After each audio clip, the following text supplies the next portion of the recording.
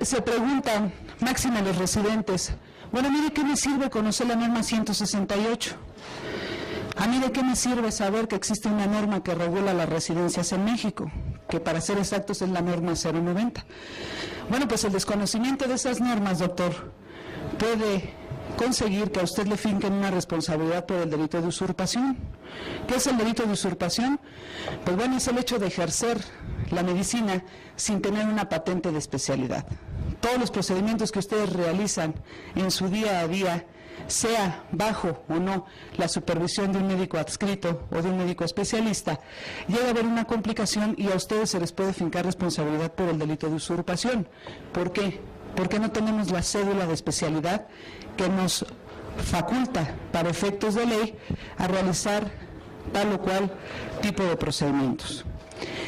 El expediente clínico, bueno, el expediente clínico es fundamental para una defensa. Muchas veces se han acercado a su servidor oftalmólogos y dicen, bueno, licenciada, al oftalmólogo, ¿qué le puede pasar? Les comento que hemos tenido oftalmólogos privados de su libertad, oftalmólogos de renombre, que han sido trasladados a un cerezo, porque finalmente, recordemos que ustedes atienden padecimientos o tienen que ver con algo que para el ser humano es fundamental, que es la vista. Y que el paciente no comprende lo que es una complicación derivada de un glaucoma o no comprende una punción en el ojo por finalmente una negligencia derivada del mismo paciente, simplemente el paciente ya no ve o perdió uno de los ojos y procede en contra del médico oftalmólogo.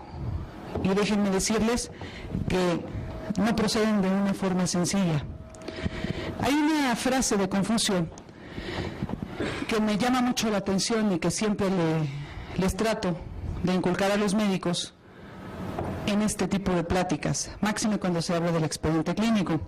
Y reza que es más clara la más pálida tinta que la más brillante memoria. Efectivamente, el hecho de que ustedes confíen en la memoria, el hecho de que ustedes tengan la certeza de que al terminar el procedimiento van a poder anotar todo lo que realizaron en el expediente clínico, es imposible, máximo cuando se trata de una urgencia. Y desgraciadamente, doctor, le comento que el expediente clínico va a ser nuestra mejor arma ante un Ministerio Público, ante la Comisión Nacional de Arbitraje Médico, aunque no haya una complicación o un resultado desfavorable, clínicamente hablando, la Comisión de Arbitraje Médico lo primero que va a observar es el expediente clínico. Y lo primero que me va a decir es, hubo una negligencia porque el médico no observó la norma 168. Hay una carencia de firmas, hay abreviaturas dentro del expediente y finalmente está firmando un residente sin la firma del médico adscrito, cuando no están facultados para ello. La norma no los faculta a los residentes, en específico, no los faculta para dar opiniones académicas, como le llaman en algunos hospitales, y máximo para realizar algún tipo de diagnóstico cuando se trata de la norma 168. Por eso es que es importante que la conozcan, así como la norma 090, que es la que los regula y que no los exime de responsabilidad. ¿Saben quiénes están exentos de una responsabilidad penal? Y eso me lo marca la misma norma, si mal no recuerdo, la 234, los médicos internos de pregrado. Ellos sí están exentos de una responsabilidad, pero ojo, siempre que haya una firma que certifique de alguna manera lo realizado por el médico interno de pregrado. Si no hay algo que sustente el procedimiento realizado por el médico interno de pregrado, se puede fincar una usurpación, porque finalmente el médico interno de pregrado ni siquiera es médico general. El residente, discúlpeme, para efectos de ley son médicos generales. No pueden realizar cierto tipo de procedimientos aunque sean R3 o aunque se trate de un R5, según sea el caso. Este tipo de cuestiones legales son las que deben conocer y si no mínimo deben de tomarse la precaución de leer la norma, porque el día que tengan un problema, créanme, de verdad, y se los puedo firmar, se van a acordar de mí, Alejandra Romo, el día de hoy, que estamos a 19 de marzo, a las 8:09 de la mañana, van a recordar que se los dije. Y probablemente ya sea muy tarde para poder hacer algo en cuanto al llenado del expediente. ¿Cuáles son las causas del conflicto médico-legal en México? El desconocimiento absoluto de las normas oficiales. ¿Ustedes saben que existe una norma que regula la cirugía ambulatoria? ¿Saben que no se puede dar de alta a un paciente antes de las 6 horas? Porque si le dan de alta y existe alguna complicación, se incurre en una falta de esa norma y se nos puede fincar una irresponsabilidad. Bueno, todo eso nos lo marcan las normas oficiales mexicanas. Esas normas oficiales mexicanas son elaboradas por la Secretaría de Salud, por la Academia Nacional de Medicina y por algunos colegios de profesionistas.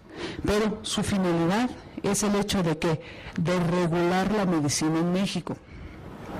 Ustedes saben que el Código Penal, el único Código Penal que tiene todo un capitulado específico para delitos cometidos por médicos, ¿es el de aquí? El único de todos los códigos penales que he estudiado del mundo, el único que tiene un capitulado específico para actuar en contra de los médicos es el del Distrito Federal. Y ustedes están ejerciendo en el Distrito Federal. Nos habla hasta de un suministro equivocado de algún medicamento.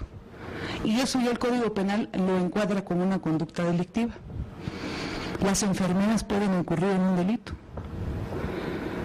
Y enfermería muchas veces desconoce inclusive que hasta tienen normas, porque no nada más es una la que regula enfermería, pero tienen normas que les rezan hasta cómo vestir y que no pueden andar con unos crocs de color rosa o de color azul en el hospital.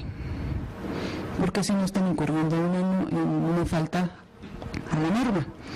Y que finalmente inclusive lo que se conoce como COFEPRIS, que es la Comisión Federal en contra de riesgos sanitarios, puede proceder hasta para clausurar un establecimiento porque la enfermera trae unos crocs de color rosa o porque el médico residente no viene con el uniforme adecuado. Esos son detalles que ustedes deben conocer.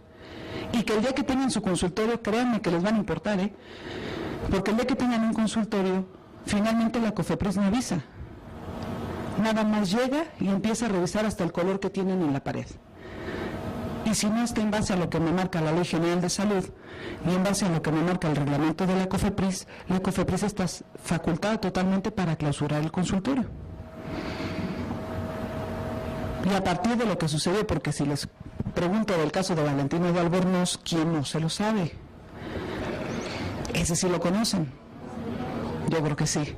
Pero a partir del caso de la famosísima Alejandra Guzmán, COFEPRIS anda en una cacería de brujas impresionante, doctores. Y está cerrando consultorios a diestra y siniestra. Y principalmente cuestiones donde se realizan procedimientos de cirugía ambulatoria. Hay un principio general de derecho que reza que el desconocimiento de la ley no nos exime de su cumplimiento. Efectivamente, el hecho de que ustedes no conozcan la ley no los va a eximir de una responsabilidad, porque recordemos que ustedes van a ser juzgados por abogados, no por médicos. Y el abogado en ese aspecto es muy cuadrado, ¿por qué no decirlo? Porque finalmente la ley marca una cosa: no la cumpliste, hay una falta a la ley. Es que no lo sabía, ese no es mi problema. Tu obligación es saberlo. Así como tu obligación es saber que pasarte un alto está prohibido, tu obligación como médico es saber lo que me marca todo este tipo de normas. Todo eso desencadena un problema médico legal. Los residentes, déjenme decirles que es el área vulnerable de la medicina en las que se les puede fincar responsabilidad, porque hacen todo lo que se les indica y muchas veces toman hasta de mutuo propio toman no la indicación del adscrito, simplemente toman la decisión de realizar cierto tipo de procedimientos, se llega a presentar una complicación y el residente siempre va a acabar inmiscuido en el problema legal. Y muchas veces en instituciones públicas, aunque el adscrito haya dado una instrucción, si no está la firma, el adscrito va a decir que nunca la dio. Y se va solo el residente. Esa es una realidad. Si no me creen, ahí están los datos y ahí están los expedientes. Y si aún así no me creen, pregúntenle a algún compañero. Porque créanme que hay muchos a los que les ha pasado. No nada más en su especialidad, sino en todas. Delimitación de la responsabilidad institucional. Ustedes saben que la institución tiene responsabilidad, así como ustedes tienen una responsabilidad ante la institución, y finalmente si ustedes no cumplen con los parámetros o con los lineamientos que la institución les fija, finalmente la institución está exenta de responsabilidad. Los únicos responsables son ustedes. Y de igual forma, contrario censo. ¿Qué sucede con la relación médico-paciente? Hay una deficiente relación médico-paciente. Bueno, cuando se da ese quebrantamiento de la relación médico-paciente, finalmente se va a desencadenar en un problema legal. Ojo, el hecho de que tengan una excelente relación médico-paciente no implica que no se vaya a presentar un problema legal. Pero sí les garantizo que el tener una deficiente relación médico-paciente desencadenará un problema legal. Así como en el caso de las enfermeras, el hecho de que una enfermera le hable de una manera inapropiada a un paciente, usted va a acabar inmiscuido en el problema cuando la responsabilidad es de enfermería. Pero usted va a acabar inmiscuido en el problema, aunque usted no haya hecho algo al respecto. Responsabilidad del residente, pues bueno, ya les comenté. Si alguien tiene la inquietud de leer la norma que los regula, que es la 090, con gusto se las puedo hacer llegar, a efecto de que de menos la lean, porque finalmente va a ser la que los ampare o la que los hunda, la norma 090. La responsabilidad del médico tratante, ¿hasta dónde llega? La responsabilidad del adscrito, la responsabilidad del médico tratante, la responsabilidad de un jefe de servicio. Y hasta dónde a ustedes la ley les permite realizar cierto tipo de procedimientos. ¿Cuáles son las faltas comunes a la norma 168? No hay notas, no hay firmes, no ponen cédula profesional, cuando la misma norma 168 me maneja que es requisito sine qua non no poner solo su apellido. Doctor Pérez, pues díganme cuántos doctores Pérez hay aquí. R4, doctor López, no, espérame. Deben de poner nombre completo, número de cédula profesional, año de residencia y firma, siempre acompañada del médico responsable de usted como residente. Siempre. Porque si no hay una inobservancia en la norma 168. No pueden poner abreviaturas, por mucho que no les guste escribir. Si no les gusta escribir, van a poner a uno de ustedes, a un residente en específico, regularmente es el R1, desgraciadamente así se maneja aquí, va a escribir absolutamente todo lo que suceda en el pre, trans y postoperatorio. Todo. Y no se permiten las abreviaturas. Porque si hay abreviaturas, la norma oficial mexicana me refiere que está incumpliendo la misma. Y CONAMED o los peritos de la Procuraduría me van a decir que hubo una negligencia por parte de ustedes.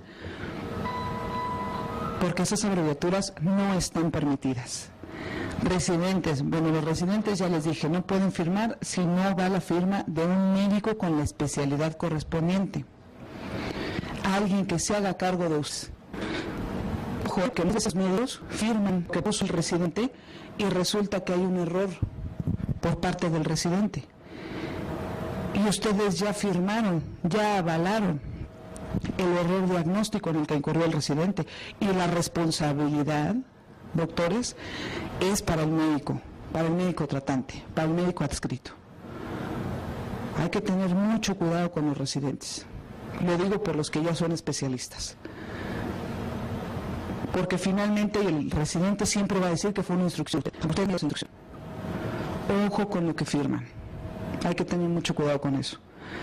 MIPS, bueno, los médicos internos de privado ni siquiera tienen autorizado firmar. Esa es una realidad. No pueden ni valorar, ni ocultar, no pueden aparecer en el expediente clínico. No está permitido que un médico interno de privado aparezca en un expediente clínico. Y si lo hacen, cuidado, cuidado, porque cuando se dé cuenta la autoridad, en ese momento sancionan a todo el mundo. Porque el médico no está facultado. Es como si yo pusiera a uno de mis pasantes que va en el primer semestre de la licenciatura en Derecho, lo pusiera a firmar una demanda o lo pusiera a firmar una contestación de denuncia por escrito, una declaración por escrito. Lo primero que va a decir el Ministerio Público, a ver, o sea, espérame, está usurpando. ¿Por qué? ¿Dónde está su cédula? No está permitido. Enfermería, ojo con enfermería. Hay que tener mucho cuidado, porque muchas veces enfermería pone una cosa y ustedes llegan y ponen totalmente lo contrario. Y resulta que el personal de enfermería se dio cuenta de que se presentó un accidente en el transoperatorio, cuando ustedes no se dieron cuenta, o cuando lo correcto era manejarlo como un incidente. Y si no leyeron la nota, entonces ahí ya les están fincando una responsabilidad que está avalada por la nota de enfermería. Y en cuanto llamen a testificar a la enfermera va a reconocer su dicho y ya están hundidos, porque les están haciendo una imputación directa. Están diciendo, sí, el doctor, hubo una perforación, yo la vi, aquí está en el expediente. ¿Se va a contradecir al momento de estar ante la autoridad? No lo va a hacer. Pero ustedes nunca se tomaron la delicadeza de leer esa nota. Y no sabían que la enfermera había manifestado que se había presentado un accidente, una perforación derivada del actuar del médico. Entonces, dense cuenta de lo importante que es el observar este tipo de detalles. Incongruencia absoluta entre los criterios, estudios y notas de evolución. Bueno, me han llegado expedientes donde me ponen que el paciente ingresó a las 10 de la mañana y en la siguiente lo operan a las 9 de la mañana. Cuando la autoridad se fija desde el horario, hora de entrada, hora de salida, nota de anestesia, valoración preanestésica, dónde está el consentimiento de anestesia, dónde está la nota del oftalmólogo. Todo eso es lo único que va a observar la autoridad. ¿Por qué? Porque no son médicos. Al Ministerio Público no le interesa lo que es el glaucoma. Esa es una realidad. No le interesa la complicación que tuvo la retina. No le interesa, porque no lo sabe. Pero si descubre una contradicción, se va a agarrar para fincarnos responsabilidad, porque eso se sabe, leer, aunque ustedes no lo crean. ¿Cuáles son los aspectos a considerar de la norma 168? Bueno, la norma 168, como un pequeño breve cultural, cultura general para los médicos, fue creada el 7 de diciembre de 1998 y me habla desde las notas de consulta externa, notas médicas, requisitos y características, hasta la profesional y nombre completo. De todo eso me va a hablar la norma 168 y me va a remitir a la salud, me va a remitir a lo que es la norma 170, que es la que regula la anestesiología en México. Los anestesiólogos tienen una norma que los regula, ustedes tienen una norma que los regula. Los residentes, la cirugía ambulatoria. Hay normas para regular la carrera de medicina de todas las carreras. En México es la única que tiene normas para regular absolutamente todo. Y los doctores son los que menos conocen las normas que los regulan. ¿Qué me dice el artículo 5.3 de la norma 168? Bueno, a ustedes les ha llegado a pedir un paciente el expediente y se lo dan.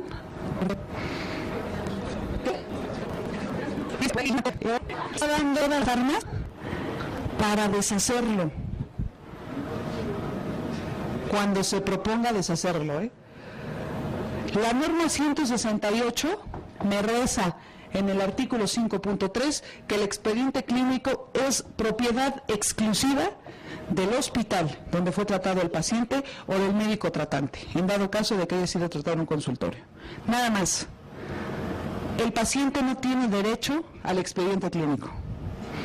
Y ese clínico debe estar bajo resguardo del hospital durante 5 años. Además, pasados esos 5 años, usted puede, quemar el expediente, hacer lo que quiera con él, utilizar como servilleta si quiere, pero el expediente, después de 5 años, ya no está obligado a mantenerlo.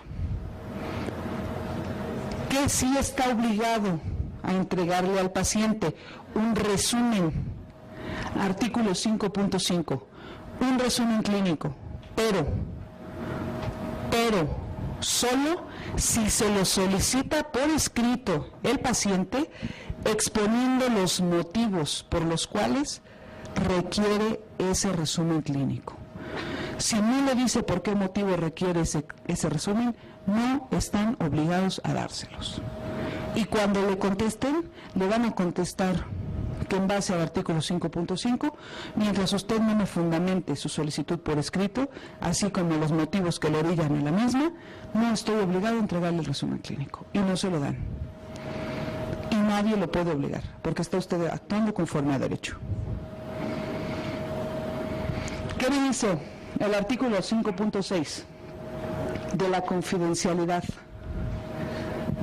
Muchos hablan, el paciente puede llegar exigiendo y gritando: yo soy dueño de mi expediente clínico.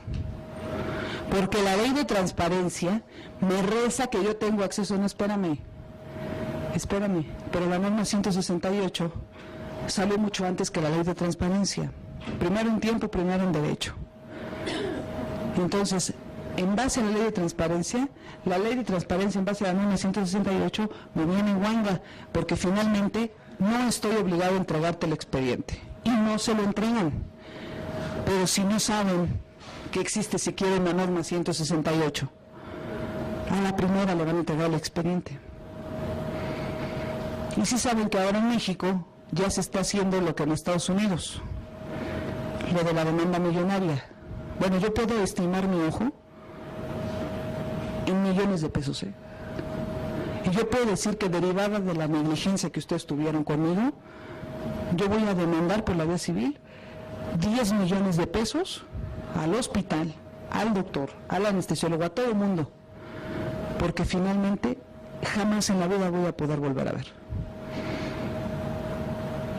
Y les va a quitar el sueño, aunque veo que algunos ahorita se están durmiendo. Créanme, el día que les pase, les juro que se van a acordar de esta plática. Porque ese día se les va a quitar el sueño. Y se les quita hasta por 5 años. Porque muchos doctores inclusive toman hasta la decisión de quitarse la vida, porque no saben manejar una cuestión legal. Y no están obligados, porque para eso estamos los abogados. Pero imagínense si a eso le une un mal abogado, o un abogado que lo hunde, pues están perdidos, ¿no? ¿Qué me dice el artículo 5.11 de los medios electrónicos? Bueno, los medios electrónicos no están autorizados, doctor, Los medios electrónicos solo les sirven como auxiliares para efecto de corroborar o efecto de valorar al paciente y agregarlo al expediente clínico. Pero el expediente clínico electrónico ni siquiera ha sido autorizado. En base al Programa Nacional de Salud conocido como PRONASA, el expediente clínico electrónico será hasta el 2011, si bien nos va, que sea autorizado. Y eso para instituciones públicas. Nada más. Y les digo otra cosa, no les conviene el expediente clínico electrónico, porque lo primero que se presume es la falta de veracidad del mismo, la manipulabilidad del mismo y que finalmente se presume el aleccionamiento, porque eso es algo que tiene la autoridad y se llama, uno, facultad discrecional y dos, prueba presuncional. Yo como autoridad puedo presumir, y si presumo que están aleccionados o que el expediente lo manipularon, el expediente clínico electrónico, porque eso se debe en el expediente clínico electrónico, yo puedo decir, no tiene valor probatorio y por ende se le finca responsabilidad. Hay que tener cuidado con el expediente clínico electrónico, que no sea su única base de datos, porque finalmente se puede llegar a complicar. El artículo 10.1.1.3 me habla del consentimiento informado. Bueno, ¿cuántos de ustedes realmente realizan un consentimiento informado? ¿Y a cuántos realmente se los firman? Y si saben que el hecho de no firmarlos o que el consentimiento informado no los exime de una responsabilidad. Yo le puedo firmar el consentimiento informado, pero finalmente, el día de mañana, este es un mero requisito administrativo. No es una cuestión que me exima de una responsabilidad penal o profesional. Pero ojo, si yo presento dentro del expediente un consentimiento informado, sí puedo evitar que la autoridad ponga los ojos en ese expediente y presuma que hubo una negligencia de mi parte. Cuando no le quiero firmar el expediente, el consentimiento, que no se lo firme, no discuta, no se pelee. Con la firma de 2 testigos es suficiente, de preferencia que no sean familiares del paciente, porque los familiares muchas veces, ¿cuándo corroboran que es su firma? Le piden una copia de la identificación oficial y cotejan la firma, y el familiar puede decir que ustedes le obligaron a firmar el consentimiento o que nunca firmó ese consentimiento porque no es su firma. Siempre alléguense, ya sea de la enfermera, ya sea del residente para los médicos tratantes, y que firmen como testigos, y se pone la leyenda que en este acto el paciente se niega consentimiento. Digo, de mi dicho, tal persona. Eso los va a eximir de una responsabilidad. Se olvidó, bueno, en el momento problema, en ese momento realizamos un control perfecto que presentó la paciente y no hay problema, se anexa. Deben dar aviso en un problema, deben de abogado. No un abogado que es divorcios, por ejemplo, porque lo mismo. El mismo artículo, que usted hacer uso de los sentimientos que con necesariamente, redundancia, tener el formato machote que es la institución. Yo, como médico experto, voy a hacer uso número de consentimientos pertinentes cuando se me merite. Necesariamente debe ser el dato que maneja la institución. Y eso está permitido en la norma 68. El artículo 10.1.2, solicitud de egreso voluntario. Ya no se llama alta. Sí se ve que ya no se llama alta. Bueno, ya no se llama alta. Es egreso voluntario. Ese egreso voluntario tiene una serie de requisitos que finalmente deben cumplir a la letra. ¿Por qué? Si algo llega a suceder con el paciente y no está en base a la norma, la responsabilidad de lo que suceda va a ser de ustedes y de la institución. Ahí sí, les sugiero que pidan copia de la identificación del paciente que se hace responsable, del familiar del paciente que se hace responsable, para que cotejen la firma. Porque es una responsabilidad que finalmente ustedes están cediendo al familiar. y el familiar. Algo que ustedes deben de considerar, doctores, es que los abogados no actuamos de buena fe. Los abogados, cuando usted me está contando algo, yo en automático ya estoy viendo, no, yo le pegaría así, ¿no? Y me voy por reparación por daños y perjuicios. No, yo le había ya demandado el daño moral, doctor, pues ¿cómo es que metió un periodicazo en contra de usted? No, demandarlo. Los abogados así, nuestra naturaleza es esa. Nos vamos en primera y peleamos en primera. Pero imagínese un abogado de la contraparte que pelea y aparte de que pelea no sabe, es capaz de hacer cualquier tontería, con tal de perjudicarlo. El médico, a contrario de eso, sí actúa de buena fe, porque su finalidad primordial es salvar vidas. Y ustedes, residentes, son médicos generales hasta ahorita.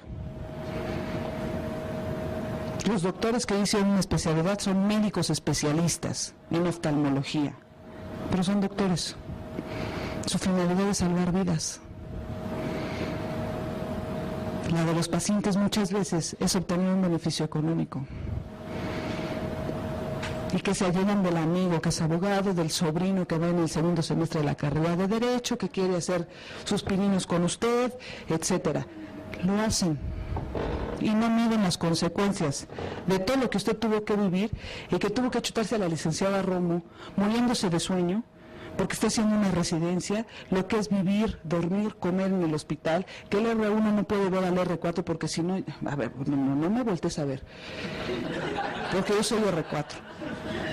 Máxime el interno de pregrado. Bueno, eso los pacientes no lo saben. No saben que el médico, para llamarse especialista, tuvo que vivir una serie de cosas que ninguna otra profesión las demanda o las requiere. Por eso es que el galeno, ese doctor, y hasta las mismas enfermeras. Entonces, es que el doctor, a ver, espérame. O sea, para yo ser doctor, tuve que estudiar más que tú desde la primaria, para yo poder ser doctor. Y esa es una realidad, doctores. Entonces, si ustedes no se dan ese lugar, si no respetan al especialista, en este caso, por ejemplo, la labor que realiza el anestesiólogo, sí saben que una de las especialidades más complicadas es la de anestesiología, por el tipo de medicamentos que maneja, porque finalmente tienen a su cargo la responsabilidad y la situación hemodinámica del paciente. Pero ojo, anestesia no es responsable de que el cirujano o el oftalmólogo, el médico responsable de la cirugía, ¿por qué? Porque hay una norma que responsabiliza de toda la cirugía a usted como médico especialista y al anestesiólogo de su parte, nada más. Si hay una complicación derivada de la mala sutura realizada al paciente, no es responsabilidad de anestesia, es responsabilidad de usted. Ojo, si ustedes no atienden una urgencia, no es responsabilidad de anestesia.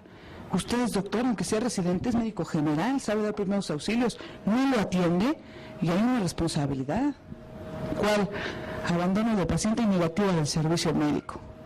Y eso me lo marca el Código Penal del Distrito Federal. Y no hay más, Se llega a morir el paciente y el anestesiólogo andaba en el quirófano o andaba atendiendo otra urgencia y la responsabilidad va a ser de usted.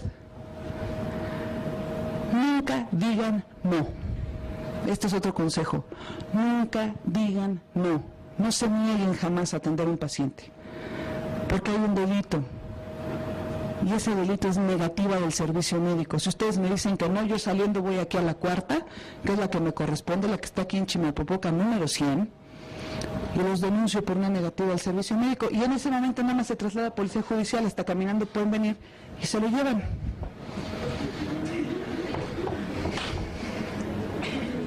Y se lo digo porque nosotros lo hacíamos. Digo, yo estuve precisamente en la cuarta. Como Ministerio Público, se hace. A eso nos dedicamos. Y hace 12 años llevo dedicándome a defender médicos. Pero empecé como Ministerio Público. Entonces sé cómo proceden y sé cómo te arreglas con policía judicial para que, sin siquiera citarlos, simplemente llegue y los detenga. Así como sé también en la PGR cómo se trabaja, porque también estuve ya de ese lado. Entonces créanme, me gusta su sentido del humor, pero de verdad, vean o pregunten por algún oftalmólogo, por algún anestesiólogo, algún cirujano que ha sido privado de su libertad, y el doctor cuando sale no quiere volver a ejercer, se quiere dedicar a otra cosa y no toma en cuenta lo que vivió en una residencia. Eso a mí en lo personal no se me hace justo, a mí en lo personal. Por eso me dedico a defenderlos, porque no se me hace justo. Pero bueno, estamos en la casa de Jabonero, ¿no? Ustedes saben que se debe notificar al Ministerio Público cuando llegue una persona en alguna u otra circunstancia, deben dar aviso al Ministerio Público. ¿Y lo hacen? ¿O cómo lo hacen? O ni siquiera sabían.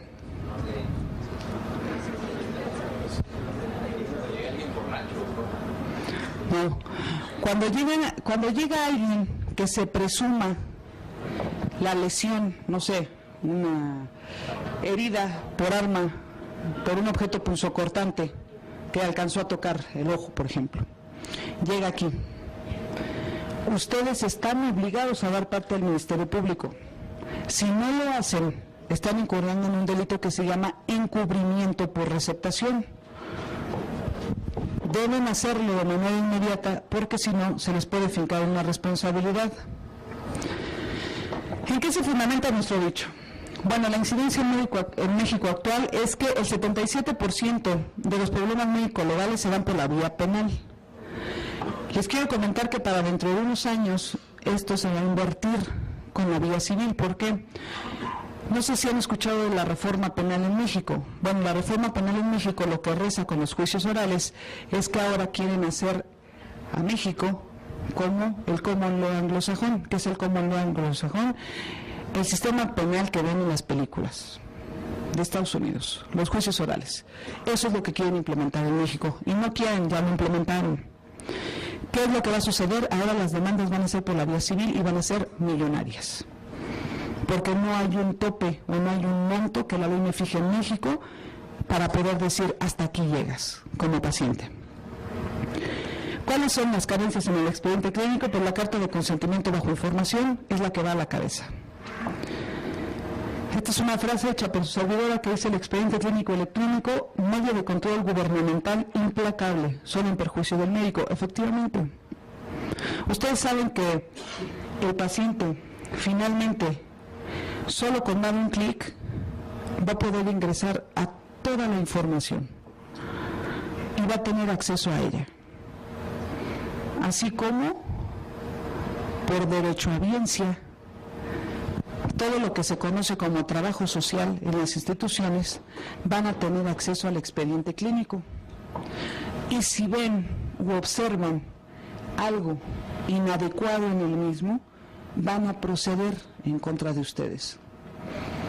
Por la vía laboral, implementando notas de demérito o una indemnización a favor del paciente, o en su defecto hasta la rescisión del contrato laboral. Imagínense, les pongo esta caricatura, imagínense que llega un paciente y dice: doctor, no duermo, no tomo agua, no como, ¿qué cree que tengo? No, pues tiene sed, hambre y sueño, ¿no? Si esto lo plantean en un expediente clínico, ahí están confesando un error diagnóstico. Y el paciente inmediatamente va a tener acceso a esa información. Dense cuenta lo peligroso que es la aprobación del expediente clínico. ¿Cuál es el marco normativo? Pues se va a convertir en la norma 024. Se utiliza la Ley General de Salud por medio del CENTIX. El CENTIX es el Centro Nacional de Tecnología, Informática y Comunicación en el área de salud.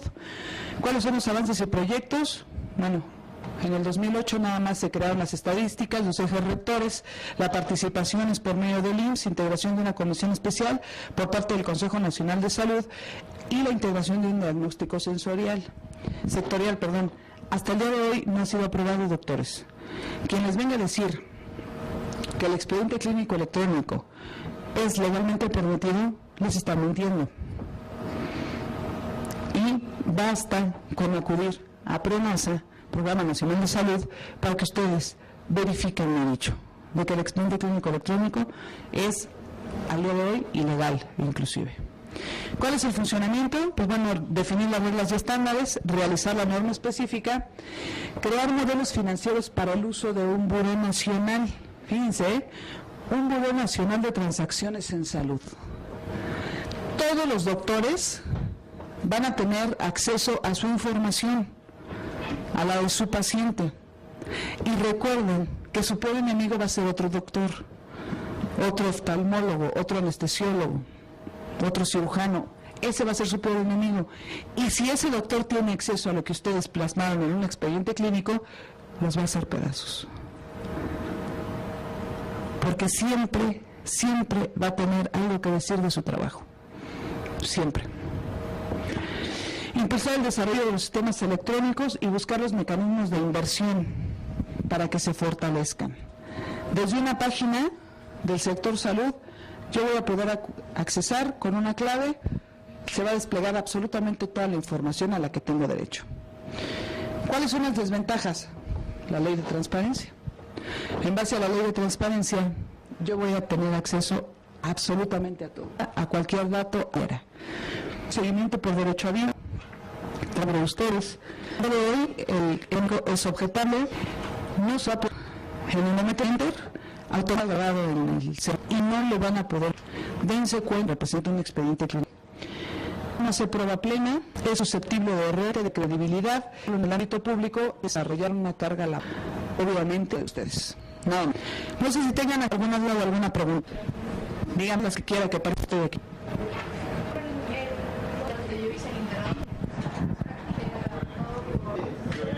El micrófono. No sé si hubiera un problema legal en los hospitales donde se hace, o sea, yo he visto varios donde es únicamente electrónico, no hay nada en papel escrito, entonces, ¿cómo se maneja ahí cuando llega a haber un problema legal?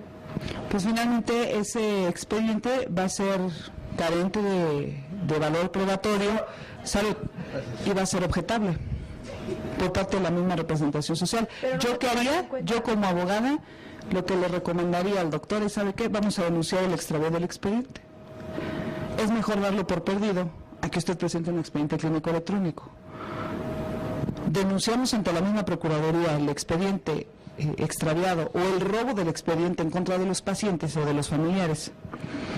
Y ahí ya empezamos a pegarle al familiar, empezamos a pegarle al paciente. Sí, pues es una realidad, doctor.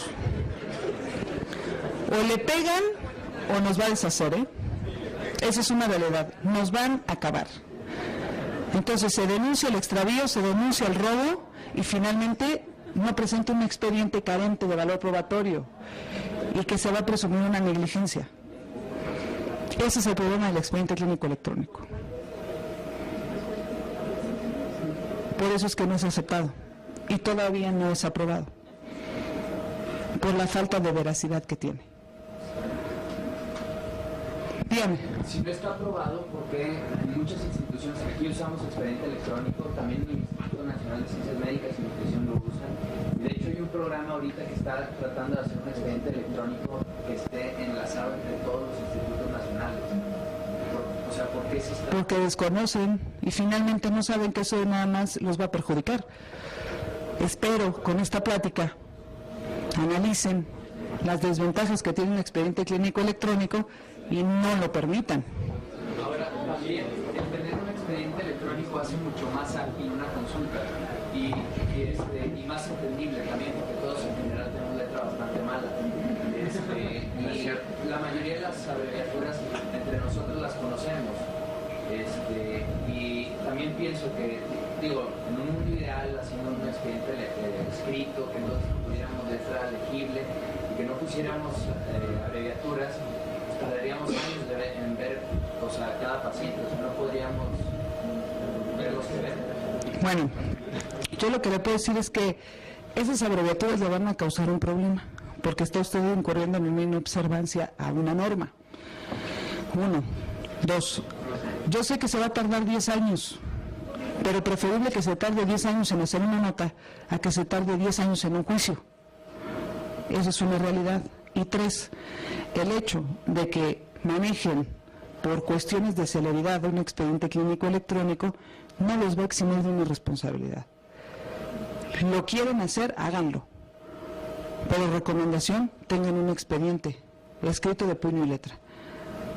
Y si saben que un paciente se les va a complicar o un paciente, ustedes saben mejor que nadie qué paciente les va a dar un problema. De ese, hagan un expediente. Porque lo primero, ojo, el Ministerio Público en cuanto tiene conocimiento del problema, lo primero que pide es el expediente. Y muchas veces ni siquiera lo pide. Llega Policía Judicial al hospital y dice, ahorita quiero el expediente. Oye, pero es que no, es que tiene abreviaturas, es que es electrónico. No me importa cómo esté, ahorita lo quiero. Y así se le tiene que presentar. Eso es una cuestión en ánimo de la prevención del problema. Yo les doy la solución. Si la quieren tomar, adelante. Si no, pues están en su derecho de no hacerlo. Ahora, ¿cuál sería mi panorama ahorita? Que tenga un expediente electrónico lleno de abreviaturas y tengo un problema y te hablo a ti para que me defiendas.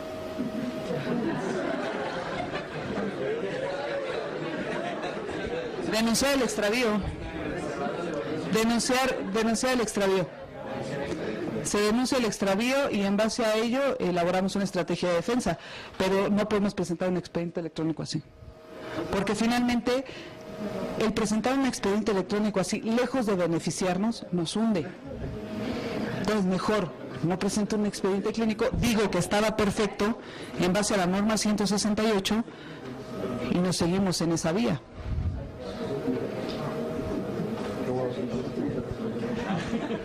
Dígame.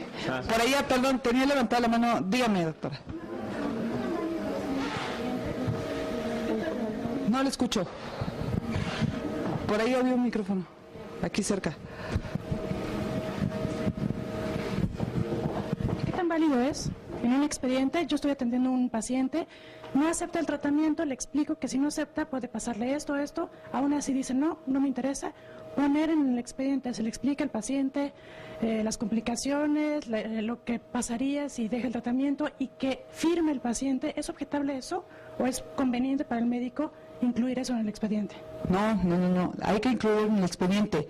Siempre ese tipo de detalles sean lo más específicos posibles. Máxime en la cuestión de las abreviaturas.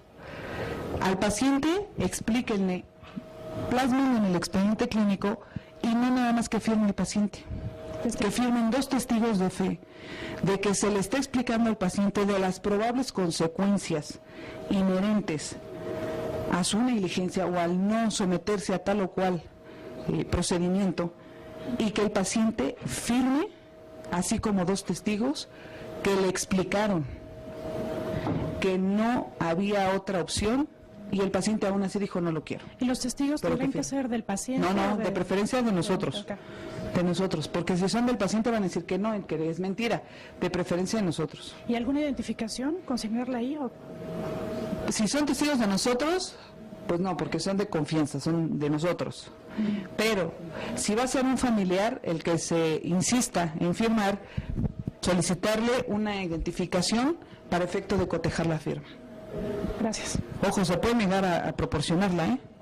Si se niega, ahí ponemos, aparte del familiar, 2 testigos. Siempre 2 testigos, manéjenlo. O sea, una hoja escrita impresa tiene el mismo valor que el chartón. Depende de qué documento sea. No, en la historia clínica, o sea, el expediente. Una nota, por ejemplo, de evolución que la imprime, No. que no la puedes modificar, ahí. No, porque yo le diría, yo como autoridad le diría, bueno, pues usted ya sabía del problema, fue con un abogado, se asesoró, ya cambiaron los datos de la nota, la imprimieron, yo cómo sé que realmente usted le escribió. ¿Cómo sé que no le escribió un médico especialista que realmente tiene los conocimientos que usted no tiene? ¿Me explicó?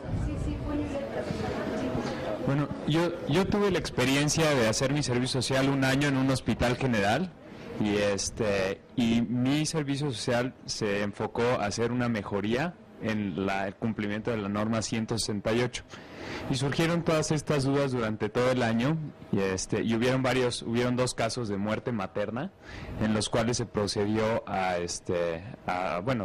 fueron casos legales, ¿no?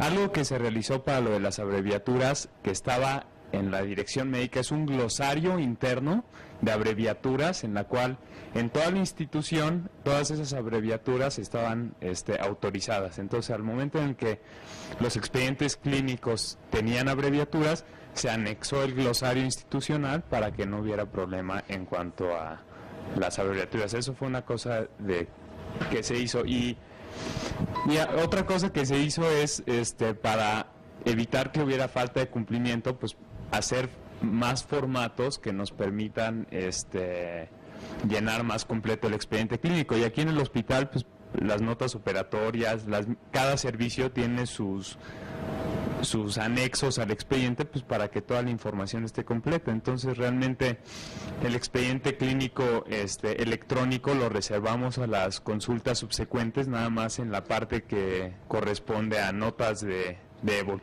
evolución, ¿no?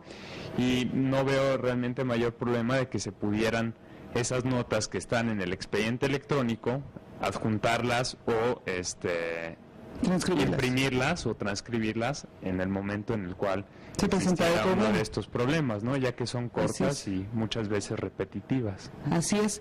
Aquí la cuestión es que muchas veces la institución no les permite manipular el expediente clínico. Una vez que tienen el problema, por ejemplo, Grupo Ángeles, el expediente clínico al momento en el que el médico lo entrega, el expediente clínico queda resguardado. El médico ya no tiene acceso a ese expediente. Llega a presentarse una denuncia, una demanda, y Grupo Ángeles entrega el expediente tal y como lo entregó el doctor. Si ahí ya va la confesión del doctor, si ahí ya va inmersa la negligencia del médico, no es mi problema como Grupo Ángeles. No es mi responsabilidad que tú no sepas realizar un expediente o una nota. Lo entregan y así entregan al médico.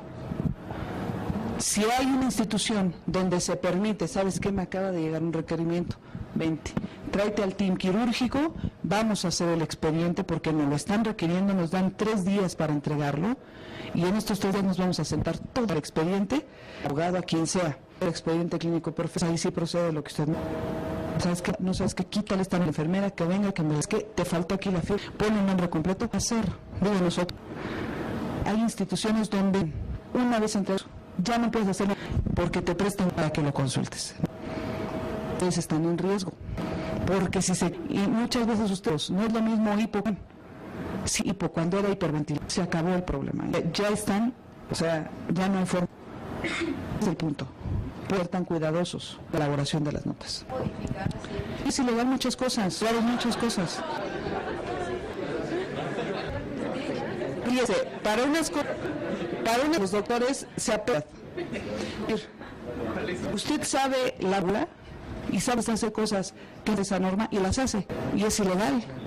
Entonces, si me preguntan, salvarlos a ustedes, ilegales, sí las hago. Sí las hago. Tengo testigos y a mi paciente y mi expediente, y lo hago, pero porque mi objetivo no los toquen.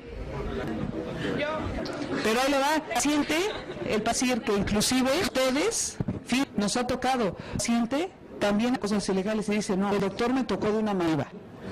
Despertando de la anestesia. Cuando yo sentí, mentira, pero ¿por qué lo hacen? Para finalmente procesar la denuncia, porque están asesorados por un lado.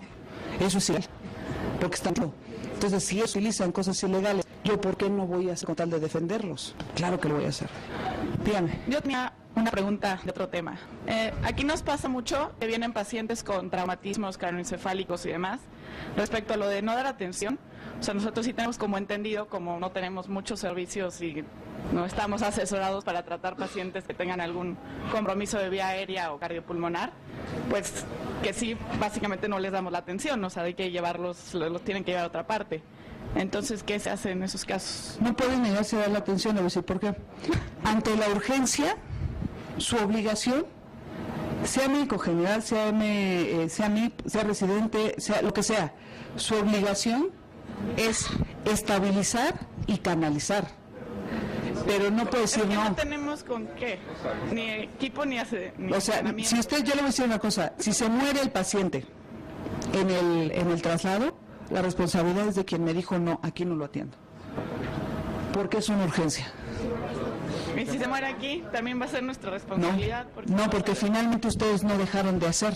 O sea, finalmente el hecho de que ustedes lo recibieron, trataron de darle la reanimación, etcétera, porque eso lo saben hacer, eso los exime de una responsabilidad, porque no negaron la atención del paciente. Dígame, doctor. Con dos preguntas. Uno, ¿está regulado el ejercicio de la subespecialidad?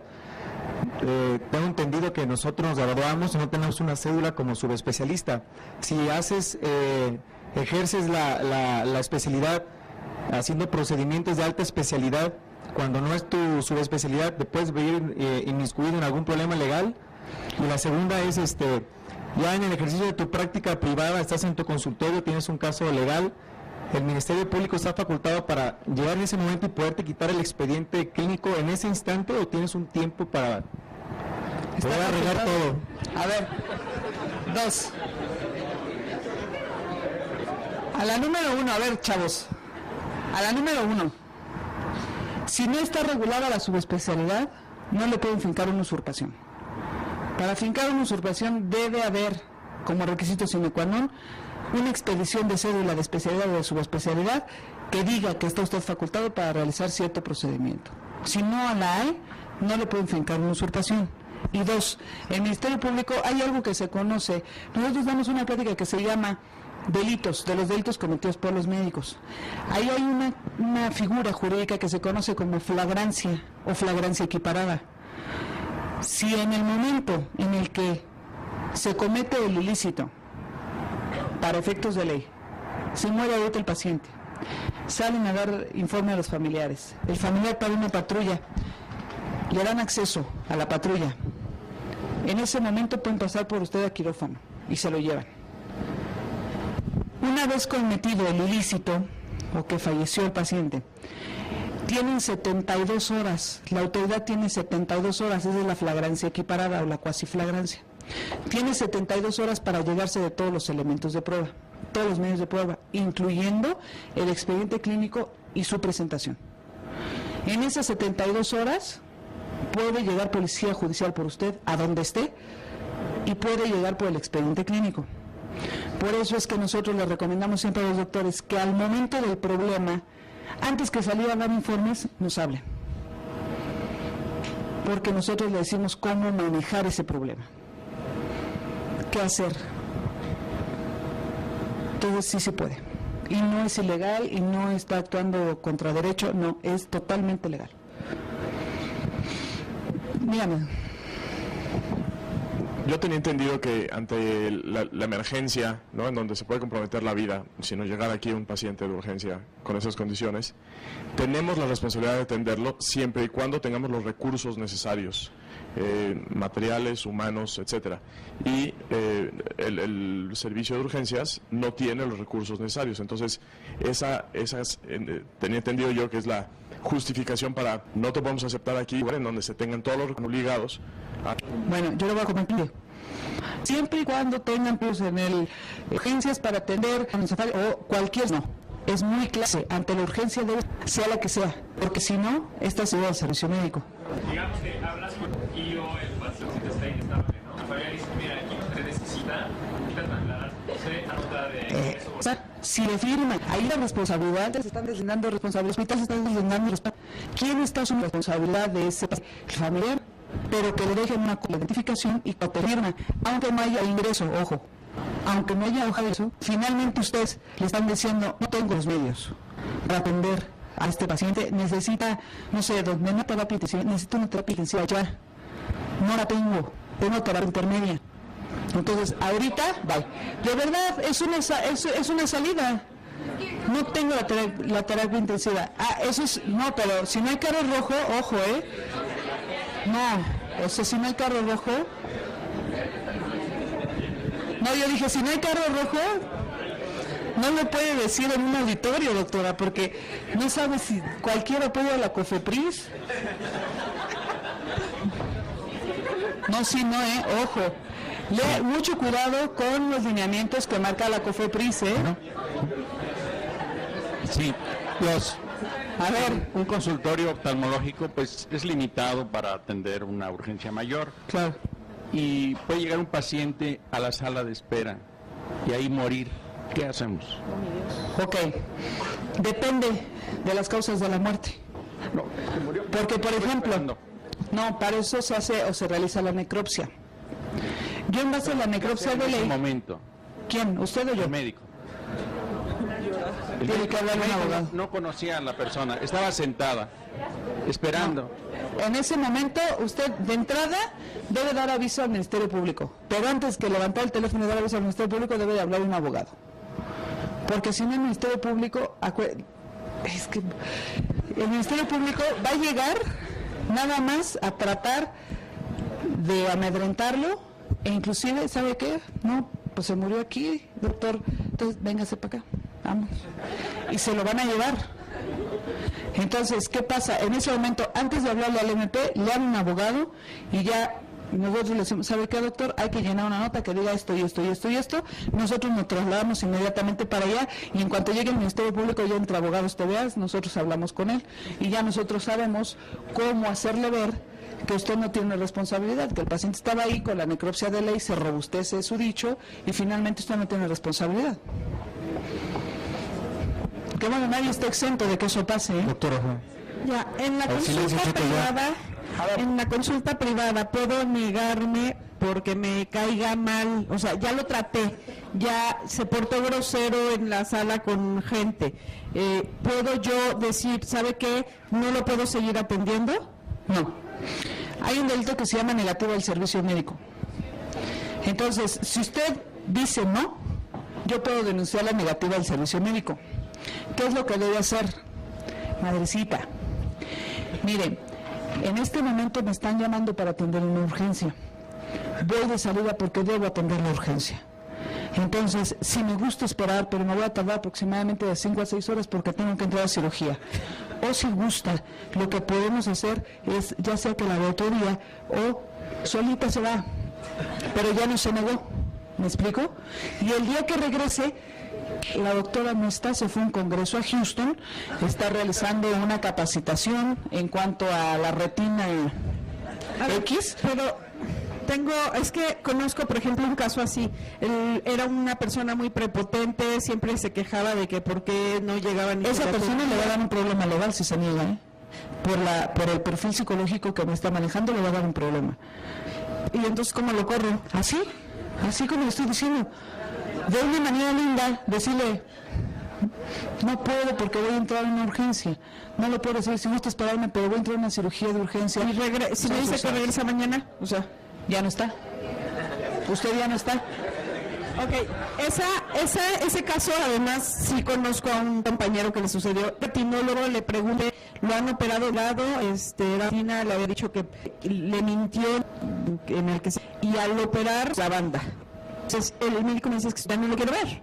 No, ya no lo voy a lo atiendo todo y después como paciente. ¿Qué? Ahí que pueden decir no, porque eso que descubrieron en la banda, el desprendimiento, manéjelo, haga una notería que se presume falsedad en cuanto a la declaración, ya es un término muy, pero puede ponerlo, presume una falsedad toda vez que se encuentra, etcétera, etcétera, características cuando el interrogatorio refiere que no había bla, bla, bla, bla, bla. Me deslindo de responsabilidad toda vez que el falseó o mintió en la valoración previa. Eso es todo.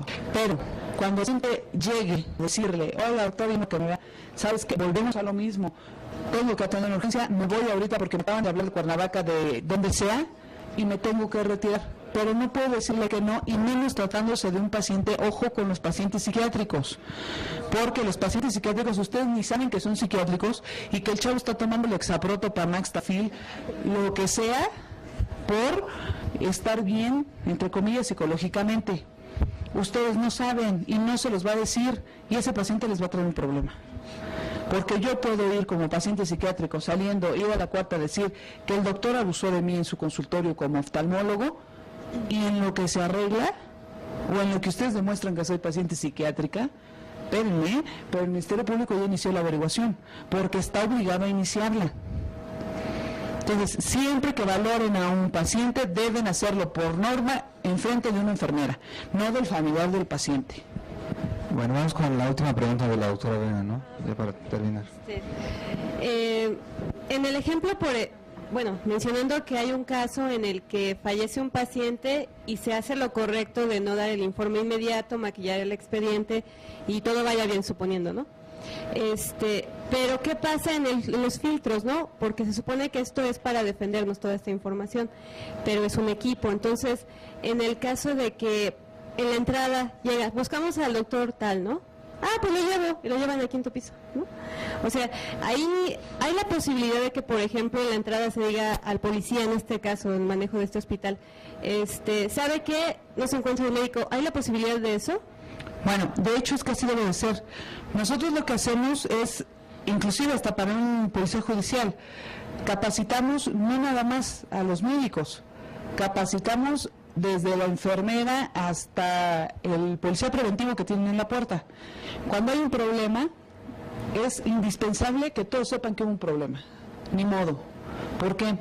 Porque si llega una patrulla de policía judicial y le dice al policía, vengo a ver al doctor tal, y se hacen pasar por pacientes, cosa que está permitida para policía judicial, el policía le va a decir, claro, pase. Con decir claro, pase, yo ya le di el acceso como persona física, ya le di el acceso a policía judicial. Se meten a quirófano, ¿eh? Entonces hay que tener cuidado y hay que aleccionar a todos en el hospital cuando hay un problema. En cuanto pregunten por usted, desde un principio, híjole, ¿quién lo busca? Creo que no está, pero déjeme lo corroboro. Y si le dan un nombre que no conoce, no sale. Y no sale, ¿eh? Pero no sale. Porque muchas veces lo están campaneando fuera del hospital y se quedan ahí. Entonces o no sale, o nos habla, o le habla a alguien que venga por usted. Nosotros, por ejemplo, operamos que llegamos en algún vehículo y metemos al doctor hasta en una cajuela. Pero el doctor, ya cuando nosotros salimos, pues a ver, o sea, finalmente los doctores muchas veces se enojan, pero yo prefiero que se enojen porque van adentro de la cajuela de mi carro, a que se enojen porque van arriba de una patrulla. Esa es la realidad. Entonces, sí, cuando tengan un problema, desde un principio aleccionar a todo mundo, ¿eh? Bueno, doctores, pues yo estoy a sus órdenes. Muchísimas gracias por su atención. Muchísimas gracias. Bueno.